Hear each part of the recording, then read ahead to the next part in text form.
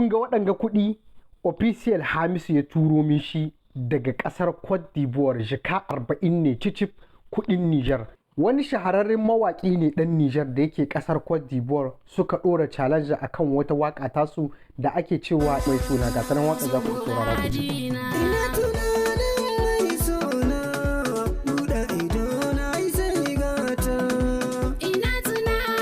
An ɗora wannan challenge ne a ranar 1 ga wannan watan na Janvier shekara ta 2024, ya ƙare ne a ranar 10 ga wannan watan na Janvier. Masha Allah, kamar yadda suka yi alƙawalin su cewa na ɗaya za a bashi jika 40, na biyu za a bashi jika 20, alƙawalin su ya cika, kuɗi ga su cap.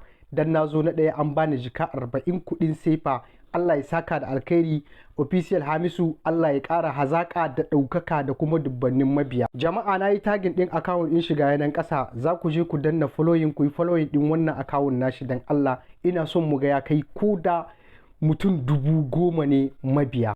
Magana na gaba, waɗanda suke da sha'awar a musu waƙa ta aure ko suna ko siyasa ko abin da ya shafi haka, ku tuntuɓi wannan lamban ta Hamisu, official Hamisu daga ƙasar Cote d'Ivoire, zai maka waƙa irin yadda kake so kai bayani da shi. Ga lambar shi nan sai ku ɗauka ku tuntuɓe su ku yi magana da su. Allah ya taimake mu, ya ba mu zaman lafiya da kwanciyar hankali a cikin ƙasashen mu. Nagode. Ahlat tayyalikum, rabbi yahfazkum jami'an, yatikum saha wal afiya, minawwar ya